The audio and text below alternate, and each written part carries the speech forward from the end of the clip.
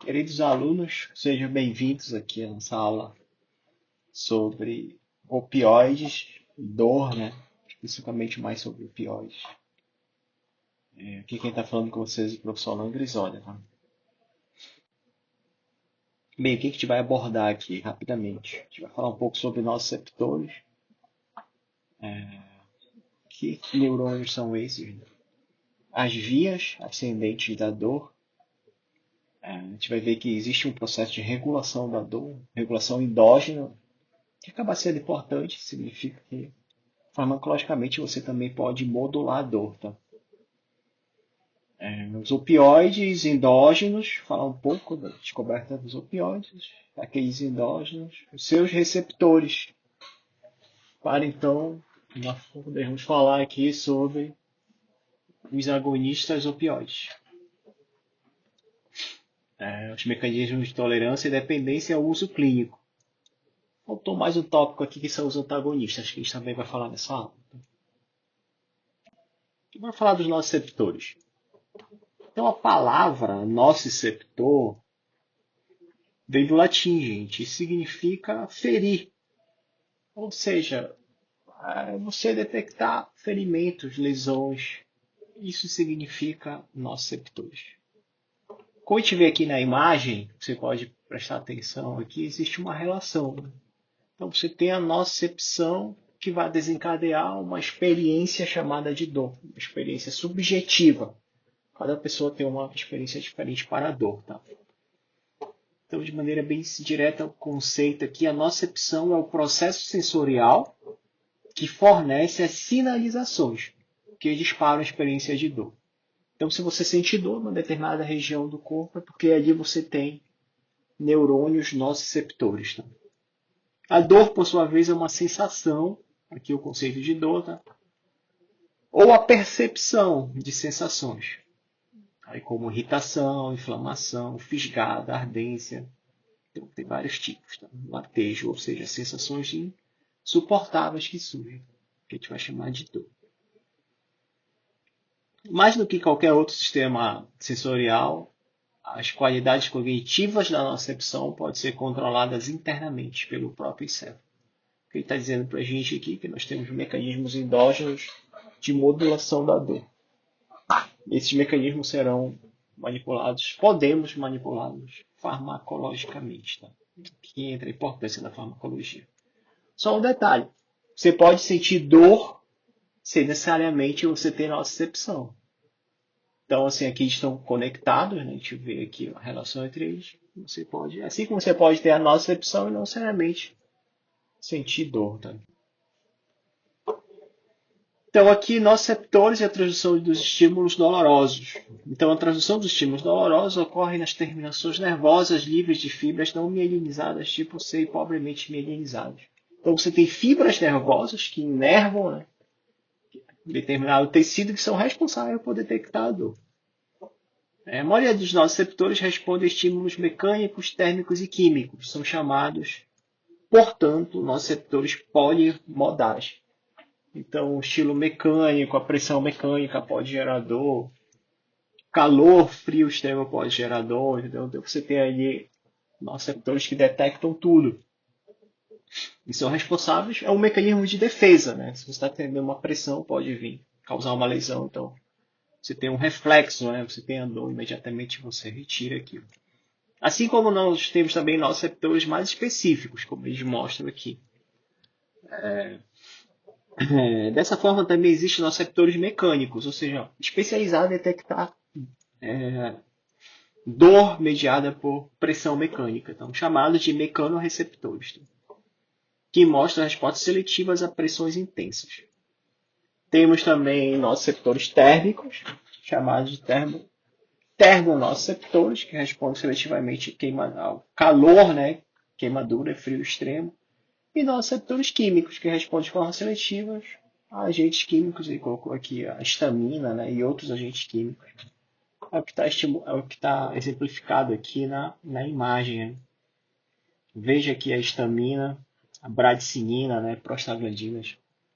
São, bora dizer assim, substâncias químicas, né, que são detectadas, que decorrente de uma lesão. processo de lesão tecidual libera essas substâncias químicas que são detectadas pelos neurônios especializados. E essa informação, essa sinalização vai subir. Tá? A distribuição deles são amplamente distribuídos, tá, gente? Os nossos receptores estão presentes na maioria dos tecidos, então por isso nós sentimos dor praticamente em qualquer parte do nosso corpo, né? Como pele, ossos, músculos, e a maioria dos órgãos internos, os vasos sanguíneos e o coração.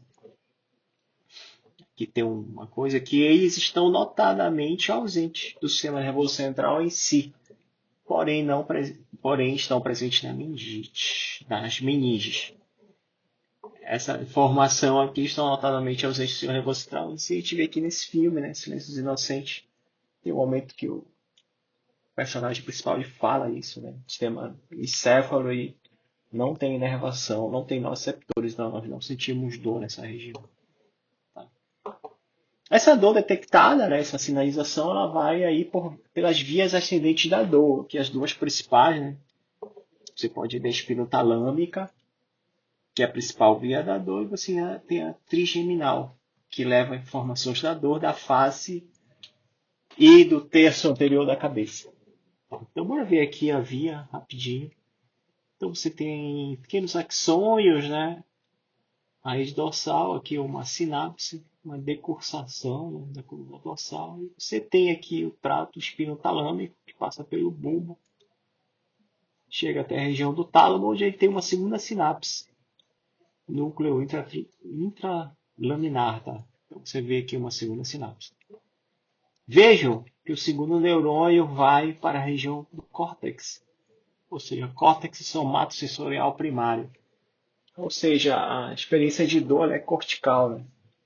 Isso dá como posso dizer, uma experiência única para cada pessoa, uma interpretação de como a pessoa. Então a dor nunca é igual de um paciente e de outro paciente. Às vezes o estímulo até é o mesmo, mas aquela sensação final ali, ela, bora dizer assim, ela é subjetiva, tá, gente? Pode ter de diferentes maneiras. Bem, essas vias, né, elas têm vamos dizer assim, mecanismos endógenos de regulação do processo de dor. Tá? Então você tem tanto uma regulação aferente como uma regulação descendente. Então bora ver aqui que está aqui a imagem, a teoria do portão da dor, né? Que seria a regulação aferente, ou seja, da periferia. Então, a dor provocada pela atividade de nossos receptores também pode ser reduzida pela atividade simultânea de mecanorreceptores de limiar baixo. Isso que ele está falando aqui. É aquela sensação assim, quando você bateu o seu braço, bate a perna. Qual é o primeiro reflexo que a pessoa tem? É esfregar a região, né? Fazer ali um estímulo mecânico. Isso diminui a sensação de dor. E como isso é explicado, né, gente? Pela teoria do portão da dor, como eu tive aqui nessa imagem. Aqui você tem aqui a fibra vermelha, você tem o que seria uma fibra tipo C, ou seja, nociceptiva, né? Responsável por transmitir a sinalização de dor. Veja que ela é inibitória, então ela inibe aqui um interneurônio, bem aqui. Então, quando você inibe esse neurônio, você libera ali a via espinotalâmica, ou seja, de dor. Aí, feita que você sentiu a dor, você começa a fazer para reduzir, você faz o que? Estimula mecanorreceptores, né? Passando a mão, esfregando, fazendo fricção. Então ele vai ativar aqui esse neurônio azulzinho aqui, essa via azul que você está vendo. São nada mais do que nossos mecanorreceptores que detectam o toque mecânico. Veja que ele estimula o interneurônio, que é inibitório. Então automaticamente ele vai inibir a via espinotalâmica. Então essa é a explicação. Então você tem mecanismo de regulação periférico. Né? A gente já vê aqui um mecanismo. Isso é interessante, porque a gente também tem nível central para ver aqui. Regulação descendente. Né? Várias regiões encefálicas estão envolvidas na supressão da dor. Tá, gente? Uma delas é a região de neurônios do mesencéfalo, chamada substância cinzenta paraquidutal, PEG. O que foi demonstrado? Está bem aqui nessa imagem, está pequenininho, bem aqui, ó. Vocês podem ver, estou botando aqui o laser aqui em cima, né? que em estudos, né, quando você faz uma estimulação elétrica aqui, como ele coloca, você faz uma estimulação elétrica do PEG, pode causar analgesia profunda no paciente, que tem sido algumas vezes explorada clinicamente. Já foi demonstrado aqui nessa região, gente, do PEG, que você tem, por exemplo, muitos receptores opioides. Então isso implica que é uma região responsável por modular a dor, né, promover a analgesia e que tem também o envolvimento do sistema opioide nessa região. Então, ou seja, nós podemos também fazer não só uma estimulação elétrica, né, mas também como farmacológica. Vamos falar dos opioides, né? A gente vai falar dos opioides endógenos. Aqui um pequeno histórico sobre o ópio, né? Então, bora ver aqui. O ópio era conhecido provavelmente pelos antigos suméricos por volta de 4.000 anos antes de Cristo, né? Então é muito, muito antigo, né? O homem já fazia uso do ópio. Você tem registros ali, pictogramas de palavras, papoula, traduzia-se grosso modo pronta da alegria. Do ópio, gente, você tem aqui os ingredientes narcóticos ativos, que incluem a morfina, a codeína e a heroína. Tá? São hoje amplamente utilizados e colocou aqui abusados, então, na maioria das culturas. Então, é bastante utilizado, né, farmacologicamente, tem muita utilidade. Como drogas analgésicas, a gente vai ver que tem outros usos também. Tá? Essas drogas e outras que são similares são chamadas de opioides. Produzem analgesia profunda, quando administrada de forma sistêmica. Aqui o principal representante da classe, né, a morfina, aqui na imagem, como vocês podem ver. Mas vejam, ele não produz somente analgesia. Tá? Então, os opioides também podem produzir alteração do humor, sonolência, confusão mental, tá? Náuseas, vômitos e constipação. Na década de 70, somente na década de 70, para falar a verdade, né, que foram detectados e identificados os receptores opioides no sistema nervoso. Vale destacar que o sistema nervoso central produz substâncias endógenas, semelhantes à morfina, chamadas coletivamente de endorfinas. Todo o sistema farmacológico, né, eu sempre gosto de falar isso para os meus alunos, que é explorado farmacologicamente, ele tem um sistema endógeno, tá, gente? E o sistema opioide é assim, você tem aqui três classes, tá? Endorfinas, encefalinas, dinorfinas, que basicamente são, como ele coloca aqui, são pequenas proteínas, ou seja, são pequenos peptídeos que ligam esses receptores. Então, eles têm papel fisiológico. O que são os receptores? Nós temos três tipos principais de receptores opioides, tá? Que são o receptor mu, o kappa e o delta. Os três receptores opioides são membros da família de receptores acoplados à proteína G, que inibe a adenilato ciclase e vai produzir alguns efeitos, que a gente vai ver aqui também. E eles também estão associados a canais iônicos, aumentando o efluxo pós-sináptico de potássio, levando a uma hiperpolarização, deixando a célula menos ativa. Então, como a gente pode ver aqui na imagem, né, está bem pequenininho, mas dá para ver, né, aqui o receptor opioide estimulando a hiperpolarização da célula pelo efluxo de potássio. Isso aqui diminui a ativação dessa célula, tá, desse neurônio. Aqui tem um outro mecanismo, esse aqui já pré-sináptico. Né? Então, tem receptor opioide pós-sináptico e pré-sináptico. Aqui diminuindo o influxo de cálcio, consequentemente diminuindo a liberação de neurotransmissores. Tá? Uma vez que essa liberação vesicular é dependente do cálcio. Então, a ativação de receptores de opioides diminui o fluxo de cálcio em resposta ao potencial de ação. Isso diminui a liberação de neurotransmissores excitatórios, como o glutamato.